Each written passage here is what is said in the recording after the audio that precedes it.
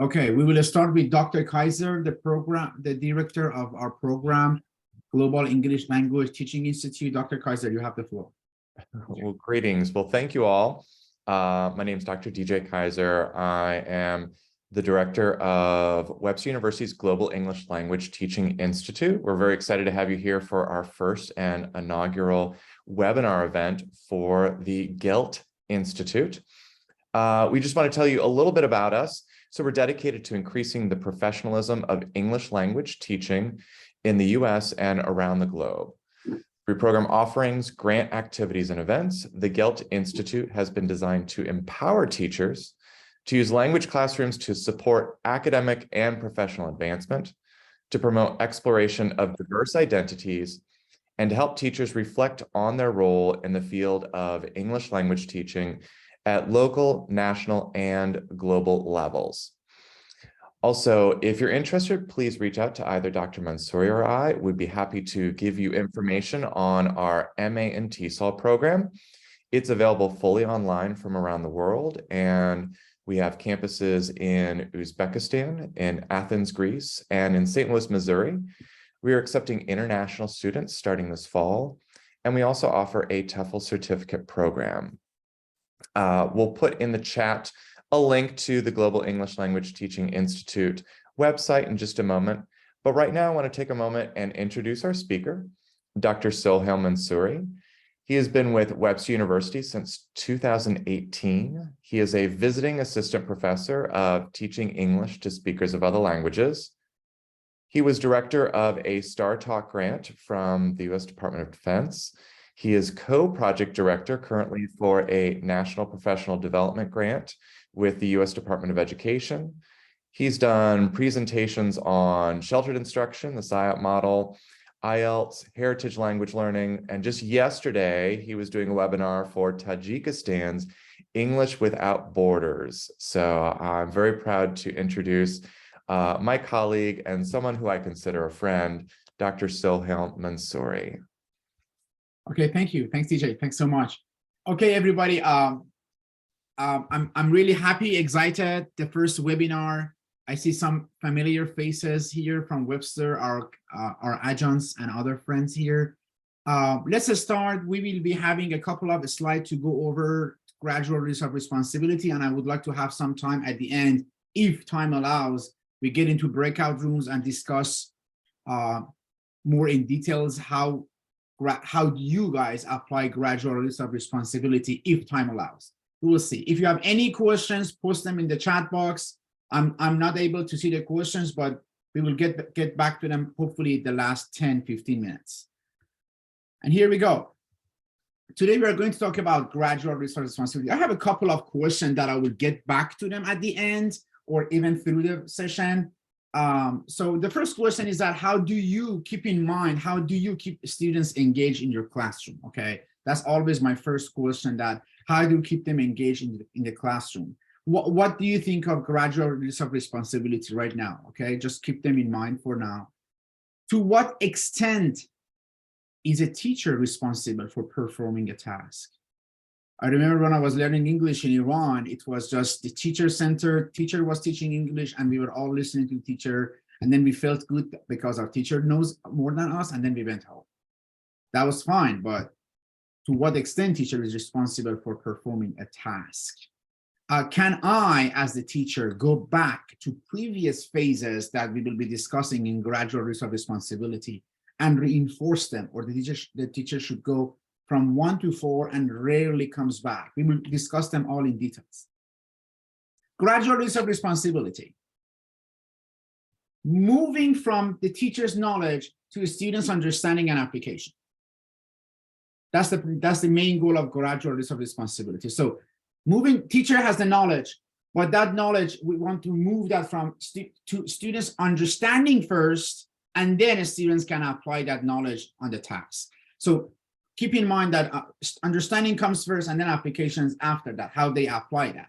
But it takes, the first thing is about gradual release of responsibility is that it takes time. Why does it have to take time? Because I'm going to only teach 45 minutes and I can apply gradual release of responsibility in 45 minutes class in one single class period.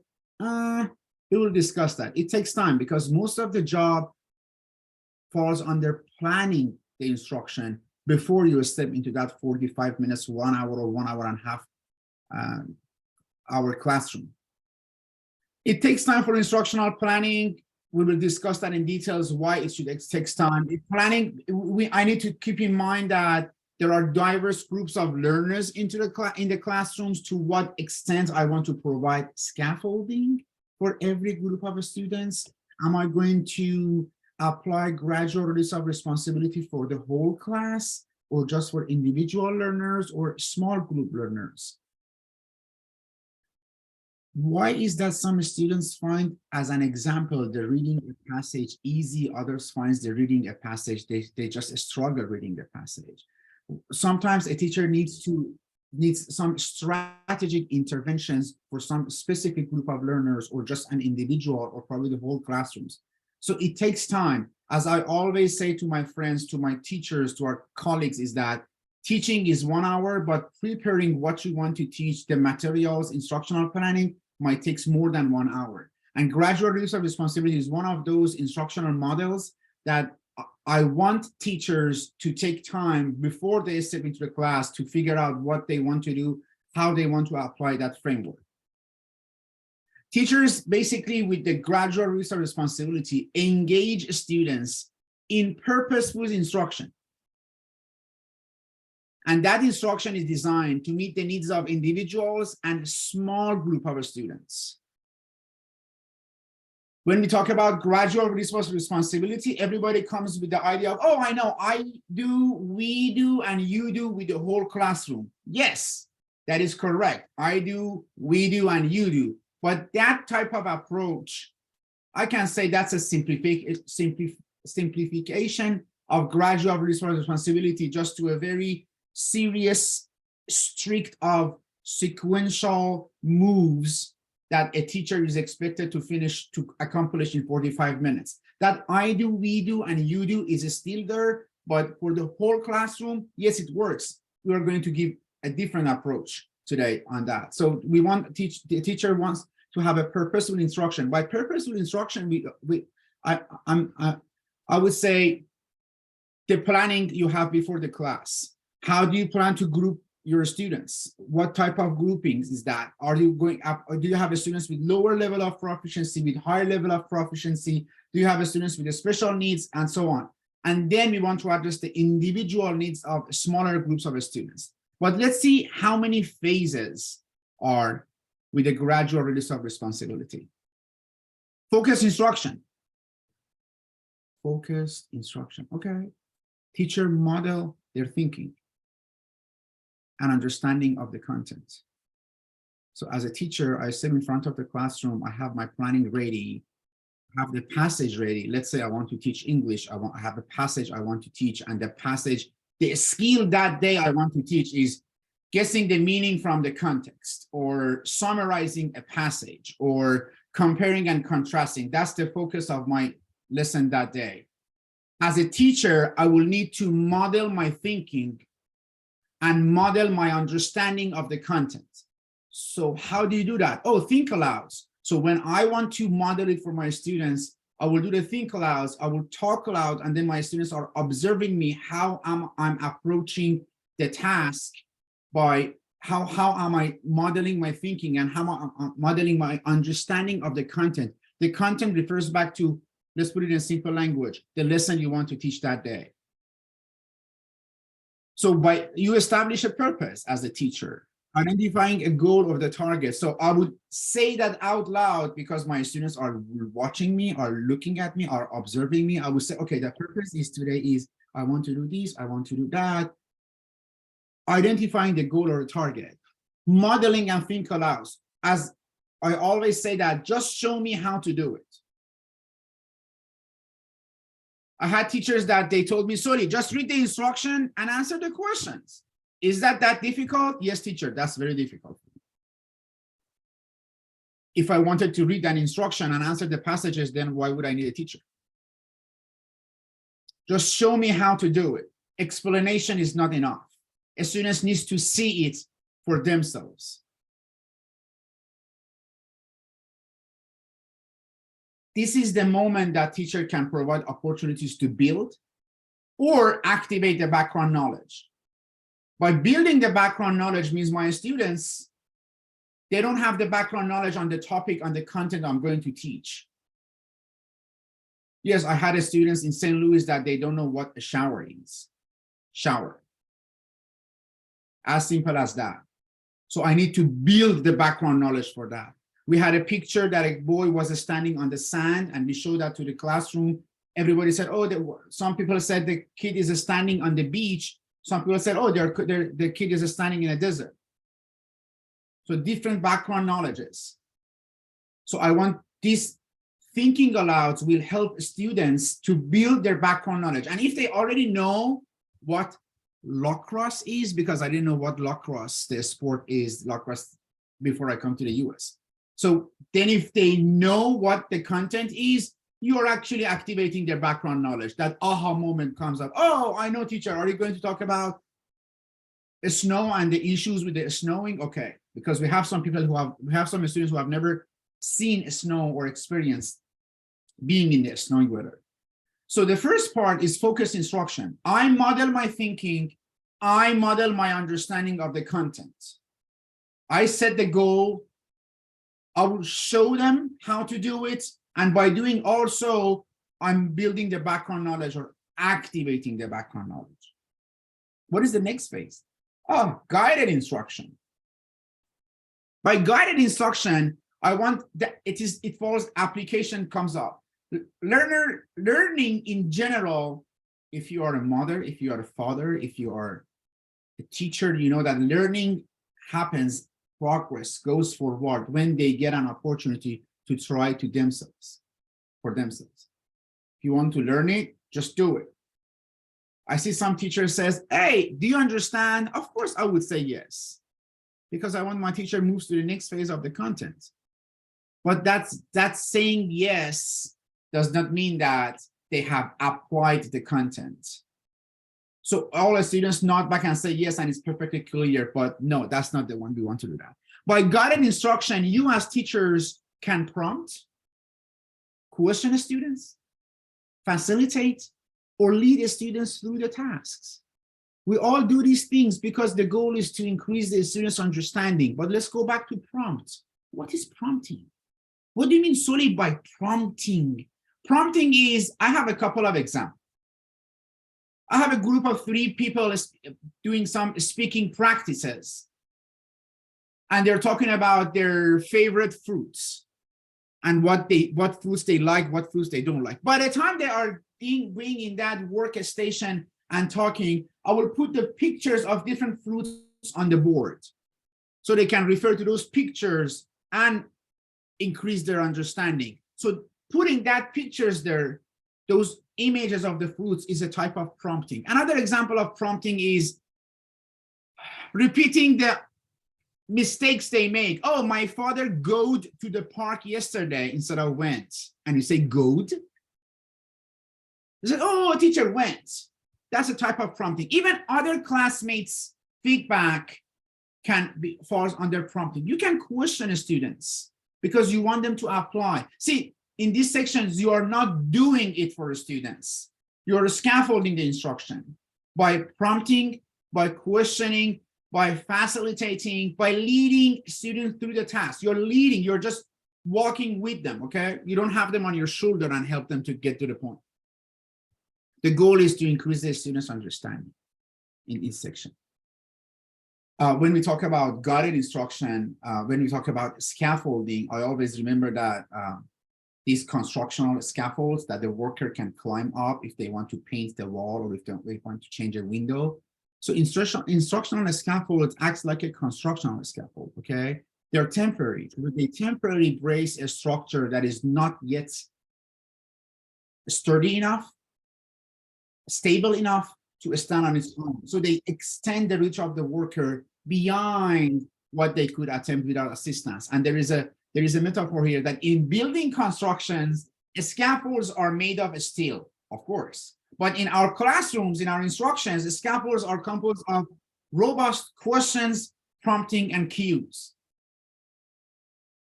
So this is how we provide scaffolding. So after focused instruction, previous slide that we said, I will model my thoughts, I will model my understanding, and I'm trying to build the background knowledge. I come to the application section where I'm going to prompt my students, question them, facilitate them, and lead them through the activity they're going to do. The next phase. Oh, collaborative learning. Means they need to work together. Yes.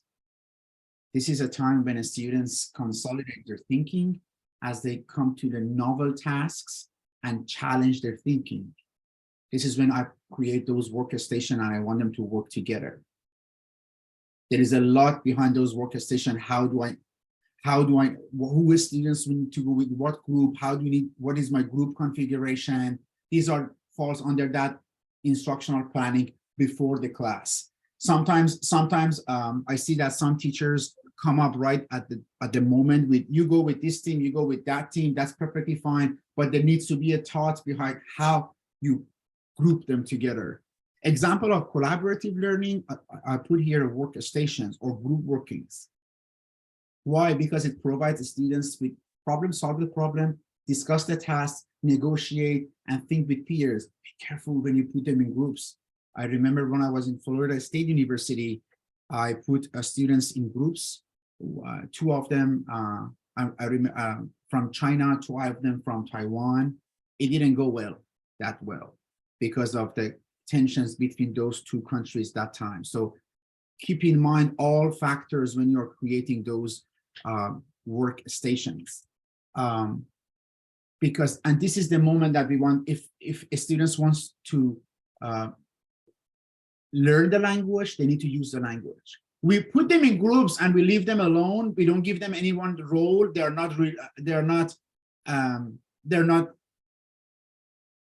responsible for their task. They just get engaged. That's why I put be mindful with the nature of your task.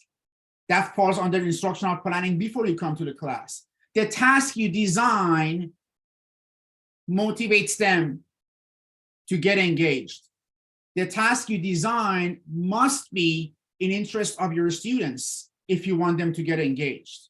I'm not going to put the engine of a car on a table and say, okay, today we are going to talk about engines, but my students are not interested on that. Or my skill is, the skill I want to teach them is comparing and contrasting, but the topic is not in the interest of my students. So be very careful with the nature of the task, because nature of the task should be cautious. I want to be cautious, not must, lead to meaningful engagement. There is a difference between engagement and meaningful engagement. Some students can pretend they are being engaged in the task, but the meaningful engagement means every student is chiming in, serving their roles, and contributing to the task. So the task you design, lead them. I always say to my teachers that if you have some classroom management issues, it's probably you want to revisit the task you have designed for the students. You want to see that how much they are interested in, what is the complexity of the task, how your students are ready. The students' readiness is different than a student's language proficiency simply. How much your students are ready to get engaged in the task. So that's why on my first slide, I mentioned that it takes time to plan gradual release of responsibility. Individual accountability. Teachers know what each student does while they are in their workstations and why they do that. So this is one of the things that I highly suggest, recommend, advise my colleagues to planning before they come to class. This is Sohail, he needs to do this in the plan. This is Muhammad and this is Jessica. I give them each one role so I know who is better at what. That is when somehow differentiations plays a very important role. What students takes what role based on their individual abilities.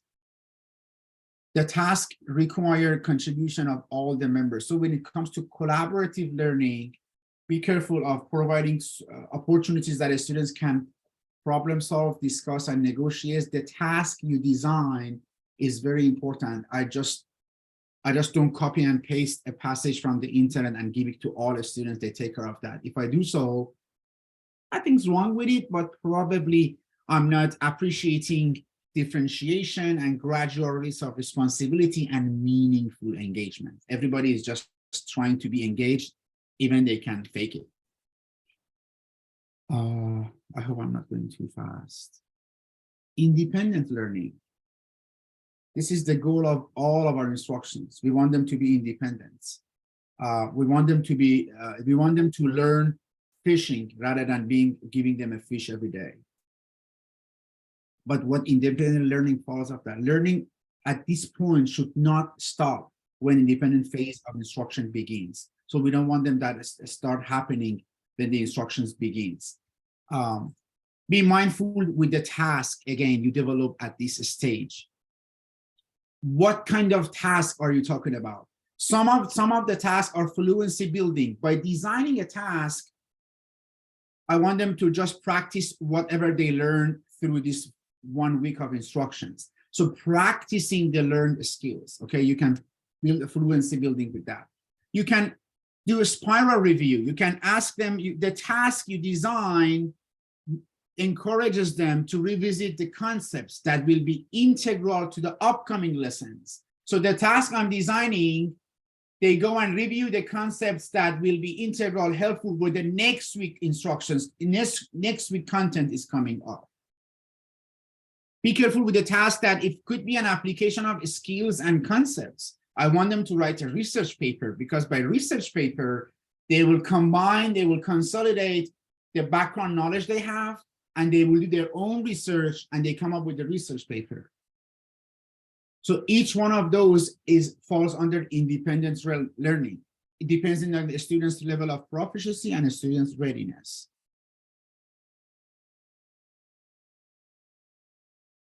Extensions. Some of the tasks, I remember I was asking my students to go out after a term of speaking classes and speaking strategies. They go out on campus and interview people for my advanced learners. So that extension activity, in order to have falls under independent learning, I want them to deepening students' knowledge about the topic.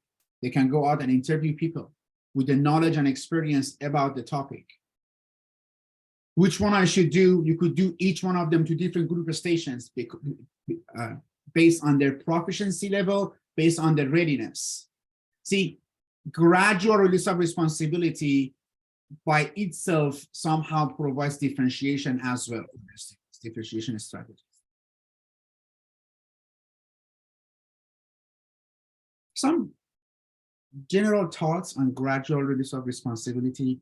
These 4 phases that we went through is telling me that I should not start with phase 1 and end up with phase 4, and I cannot go back to phase 1. Gradual release of responsibility model is not linear. It means when you have a group of students, 20 people in the classroom, some of them are doing the independent task, some of them are doing the collaborative task phase, some of them are still doing I'm doing the modeling for them with the phase 1, so I can go back and forth. Students will go back and forth depending on the task. It doesn't have to start from the first phase and then I have to finish it for the final phase, 4th phase on the same day. How long will it take solely to apply gradual release of responsibility? There is no exact answer to that. The students can go back and forth between each of the components by the time they master their skills and strategies and standards, whatever content we are going to teach them. Gradual release of responsibility may occur over a day, over a week, a month, or over a year. That instructional time we were talking about earlier, that takes time. That takes time to apply that. And teachers' ongoing assessment. The ongoing assessment helps us to make informed decisions about gradual release of responsibility. But what is ongoing assessment? Assessment is data collection. I observe my students, I see what they are doing, I understand where they are, I take notes. I don't have to take notes, but I just observe them, I'm assessing them, And that's when I make informed decisions about, okay, when I'm teaching them, I feel like they are having issues, I will start prompting them because I'm assessing them. I will start modeling that for that. I will start putting them back into the teams. I will start questioning them. I will start clarifying that. I use my first language sometimes in order to help them understand it better. So ongoing assessments constantly help us to make decisions where what phase we need to start. And that phase does not have to cover my whole classroom. As I said, we have 4 groups of students in the classrooms. Each one of those groups can be on different phases through gradual release of responsibility. So don't rush it. Do not rush it. Do not say, okay, I have to finish this one by the end of the day. It's possible, but you don't have to rush it. The 4 phases of gradual release of responsibility.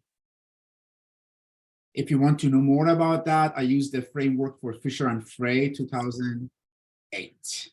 And I finished, wow, good time, not bad.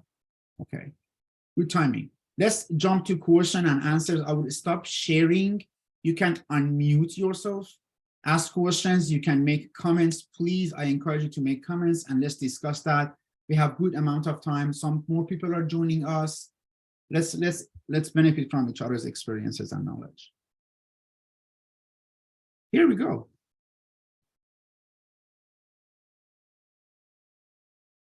Okay, questions. If there is no questions, means I did really well or I did really bad. So we will see how it works out. Questions, have you applied? So if ask a couple of questions, then I can put you in group workout rooms and then we can discuss how you apply gradual release of responsibility for like 5 minutes discussion, or how have you been applying that and what you have learned to change about gradual release of responsibility, or do you like GRR in general or not? And what are the issues with that? What are the challenges with gradual release of responsibility? Any questions? I'll wait for 1 minute and then I'll create the breakout rooms. And you can also use the chat for questions.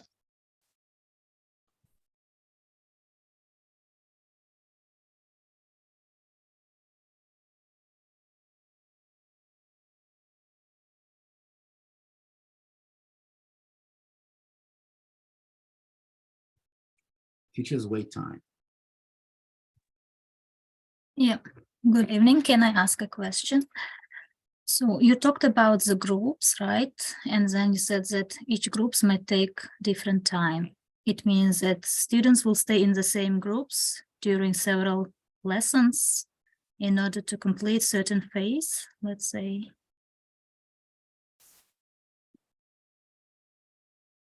That's a very great question and very difficult to answer, but I will share my experience with you. Let's walk into a real classroom. Okay, I have 1.5 hours to teach a reading passage, to go over a reading passage, and I'm focusing on the skill of that day is, let's say, teaching. The skill of that day is summarizing a passage. I want to teach them summarizing a passage. Before I come to class, I have picked my 4 different reading passages based on 4 different groups of interest in the passage in the classrooms. Okay, because what you need to do is that, and I always say that you need to know your students' profile, where they come from, what is their interest, what topics I'm going to discuss. There are many factors that we can contribute to that. I have 4 different reading passages. One is on soccer, one is on basketball, one is on oceans. The other one is, I have a group of students who they love volcanoes. So I have those reading passages, and then I'll give them to my groups, and I will start modeling how to summarize a passage. I will start modeling how I understand a passage. Oh, I start with the title, with the subtitle. I start those pictures, images in the passage can help me with my comprehension and so on. I will ask them to apply that with the task activities that I have. When they are going to do that, it could be in groups of 2, groups of 3. Some of them are still, some groups, 2 of the groups are still challenging with applying that. So my point was that 2 of them are in the phase 2. I'll go back to the other team 2, and I will start remodeling that for them based on their passage they have. So when I say we go back and forth, it's not linear, means that if there are 4 phases of gradual release of responsibility, then you can go back and forth based on your students' needs. One of the issues with I do, we do, and you do was that that's how the teacher wants it to go, which is not wrong, but students' needs are not necessarily addressed at that stage. I do it, okay, you guys do it, I will stay back, I'm not going to intervene, and after that, with these 4 phases, a teacher can go back and forth between each phase, and one group can be on independent learning, the other group, even if you're on independent learning, they are working on their projects, you go and join them, you could model it for them. So the point is that it could be in the independent learning phase, but that doesn't mean that I, as a teacher, cannot sit next to them and say, okay, let me model it for you again. So they are in the independent learning, but I'm providing modeling for them. So will they stay? Whenever they are done with the modeling, then they move to the next phase and next phase. And I said, and I mentioned earlier, ongoing assessment will help, will let you know where they are, where should I go with that after, when they are done with the first one, phase 1 and phase 2. But it's just back and forth stages by the time they master the skill of summarizing, as an example, when they're good to go. And then I will provide another content, another lesson. Next class, we are going to talk about how to get the meaning from the context, for example, or how are we going to find the main topics and supporting the statements in the passage. So then you go to the next one. So gradual release of responsibility is always there, always. I hope I answered your question. Okay, go ahead. Mahlio, please. Good evening. Thank you for giving us a kind of the useful information. I have a question about the, as you mentioned it, before preparing the lesson, we should be aware of student understanding. Can you recommend what kind of methods can we use to analyze the understanding of students, or just observing the lesson can be enough? Thank you for help. Thank you for the question. I mentioned that before you start, before you have your students, how much you know about your students. Do you know their level of proficiency? Do you know the trauma they have been through? Do you know their interests? Do you provide any list, a form at the beginning of when they come to enroll for your classroom or your institution, that what interest they have, where they are with the English, or, what they have gone through, and what is their purpose, and so on.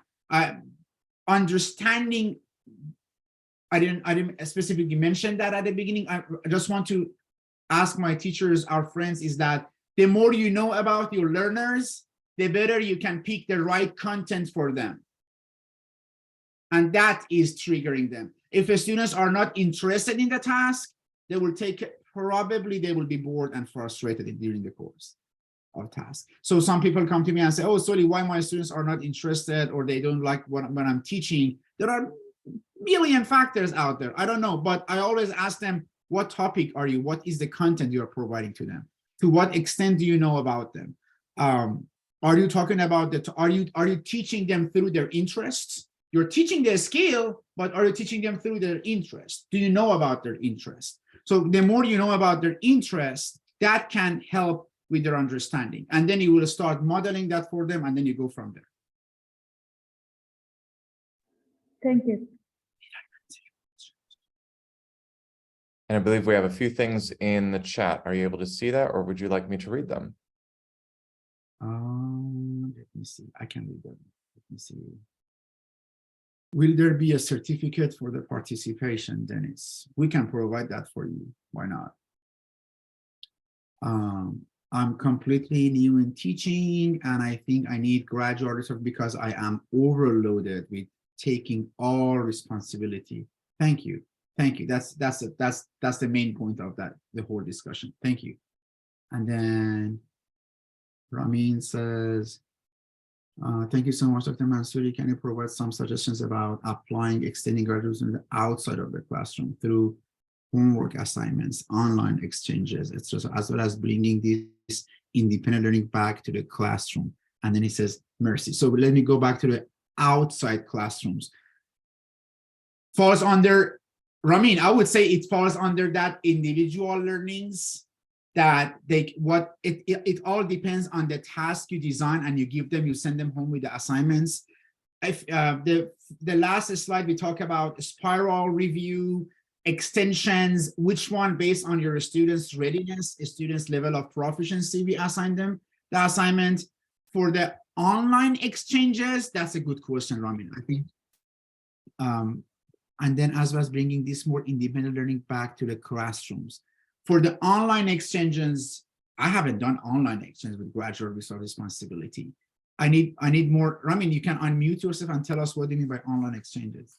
Hello. Ramin. How are you? Good. I'm doing Good. Thank you again, Dr. Mansouri, and for your lively presentation. Really important topic, and I think that this is a focus that I'm always trying to apply myself in my teaching, and as well as you know, working with teachers, applying this approach. I think it was really well said here about, you know, taking the load off, right, of the teacher, and so much with teachers, we just feel like we have to take it all on ourselves, you know, and to kind of release that allows us to have some more time to observe the use, right, of the language, to provide helpful feedback, and to see where we need to kind of take our students through you know, our feedback and through following lessons. But yeah, I just was, you know, I think my question here is really about how to develop, you know, greater learner autonomy and a kind of learner kind of growth mindset, right? So our learners, like you mentioned about not fishing, you know, not giving the fish, but actually showing our students how to fish or how to learn, how to apply the skills independently, you know, outside of the classroom. So this is just an area that I'm always curious about and hearing ideas. Of course, one way is using, you know, online kind of technologies through Facebook groups or WhatsApp or Telegram or, you know, any kind of tools, right, that our students might already be utilizing, or apps, for example, and trying to do that in a way that is engaging, and again, kind of utilizing the spaces that our students are already in outside of the classroom. So it's something that I'm always experimenting with. You know, I can't say that I've mastered this at all, but yeah, I'm just curious to see what maybe some other teachers have done. Both kind of like, you know, I think it's mainly kind of using these digital spaces, but it doesn't have to be that. It can also be things like learning logs or journals, or, you know, things that they can, you know, then bring back into the classroom and kind of share what they've learned independently. That's a great point, Ramin. Thank you for sharing with us. Thank you so much, and I have missed you so much as well.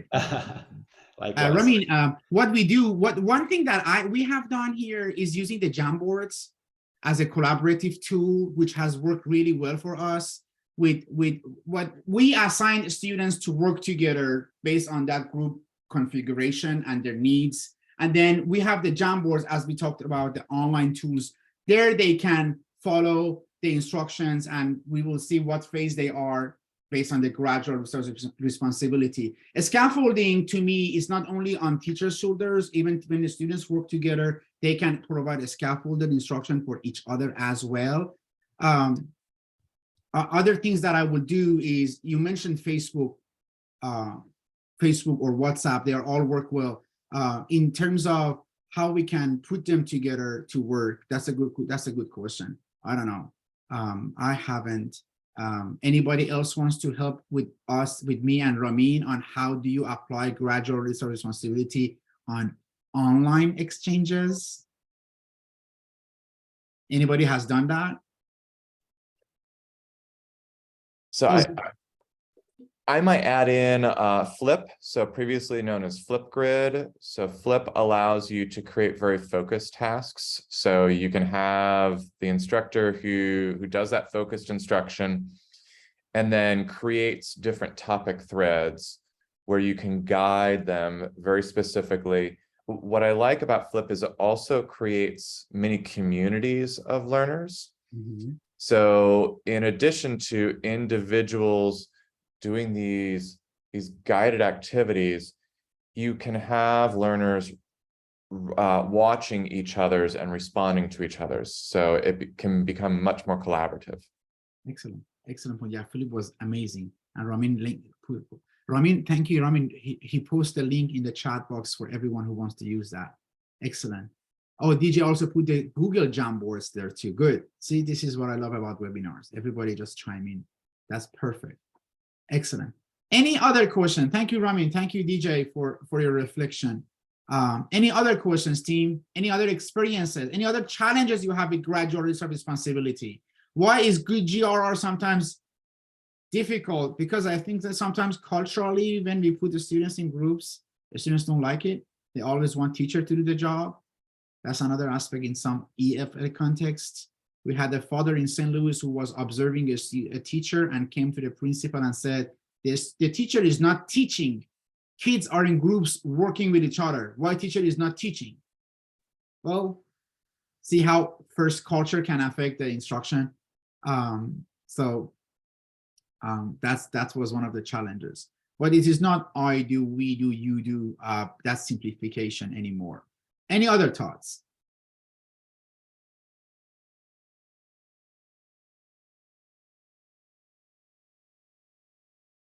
I would like to create, we have 16 people in the room. That's a good number. I can create 3 group of sessions randomly, and then we can talk for 4 minutes, 5 minutes, and then we can come, one person from that team can share what they talked about. If you get 4 minutes, everyone can talk for 1 minute, get to know each other, networking, and then share how you apply gradual release of responsibility. Come back here, and then we can share with us pick one speaker of the team, and then let the person share with us. So I will create, or DJ, could you please help me with creating the rooms, please? 3 rooms, thank you. 4 or 5 minutes, and then we'll get back. We have time. Do you want 4 or 5 minutes? Yeah. Oh, do 4 minutes, 5 minutes, up to you. All right, here we go. Let's go, team.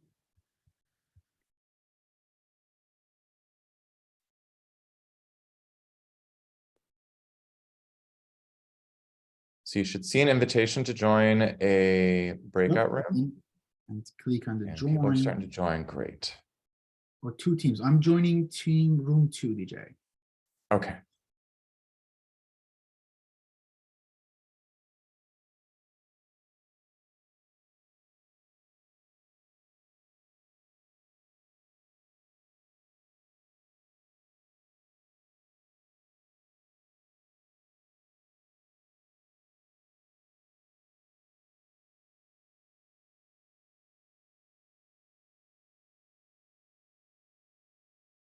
And if you've just joined, we are going into breakout rooms. So I invite you to join a breakout room.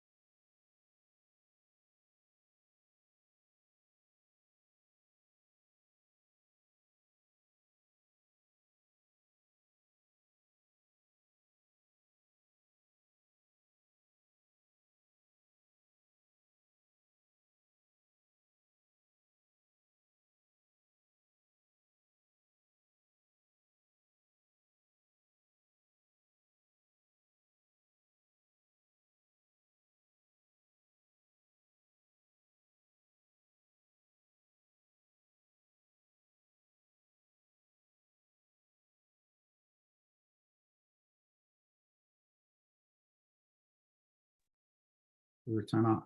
Good.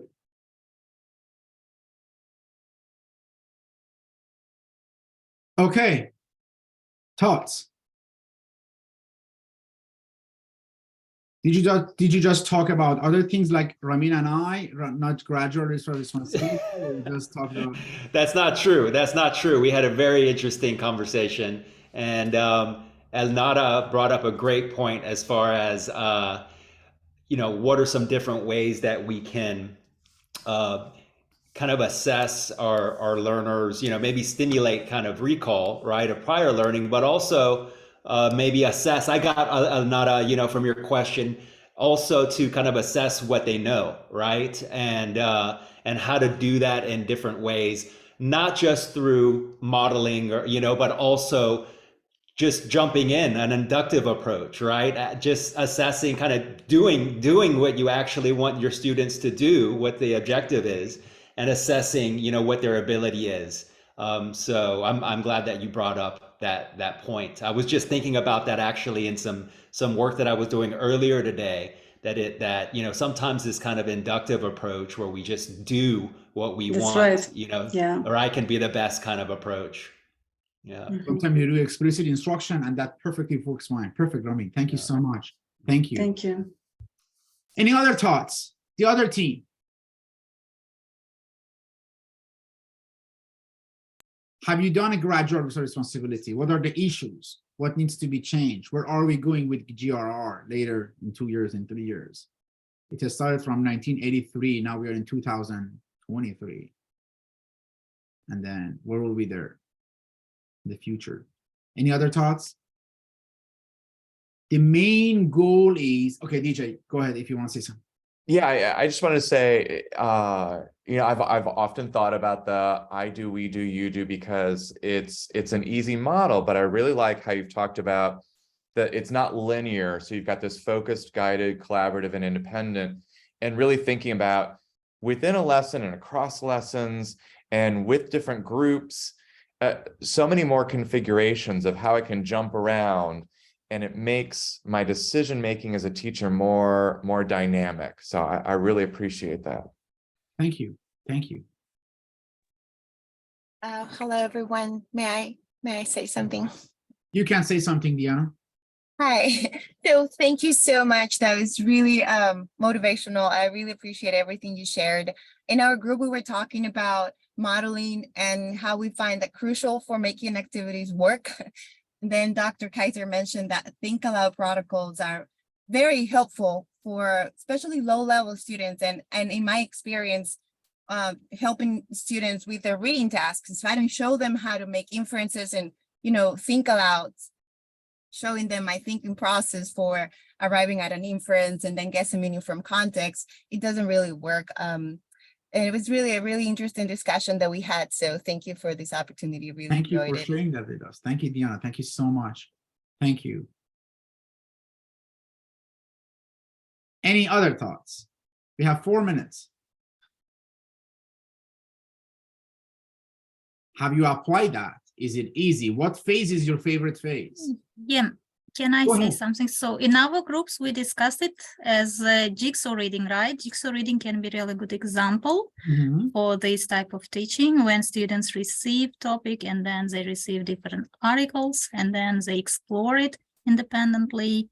So, and then as teachers, we just facilitate, we can ask questions, but mostly students work independently on these topics and each group receives their own topics. And then they present these topics into maybe presentation or like poster, how they want it. And then we just provide students with information, but the job is really teachers also working here because they're searching for those materials, appropriate articles. As you said, cultural, they should be appropriate to the students and they should feel themselves comfortable with that material.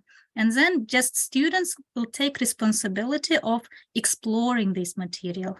We do not just teach them, but we let them explore, we let them research this topic and then present it and share the findings with other students. But here, as instructors, teachers, we also, you said, prompting them, asking questions, facilitating. I can observe all this in jigsaw readings when we usually observe and then see if students are missing important parts.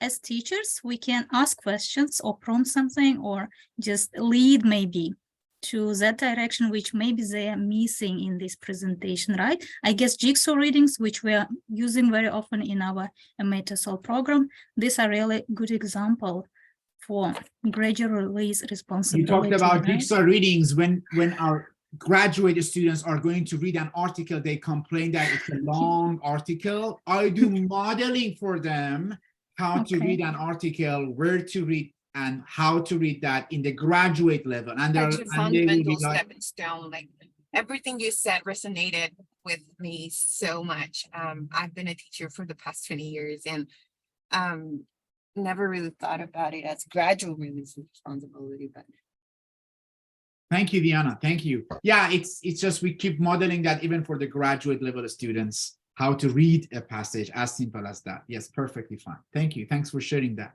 Thank you. So we are at the time. We have like 1 minute left. Thank you so much for attending. Thank you so much for being here with us. We will have more webinars coming out. We will post that on the social media, on LinkedIn, TESOL intersections. We will share that with everyone. We will share that with our Webster family in Uzbekistan and other campuses.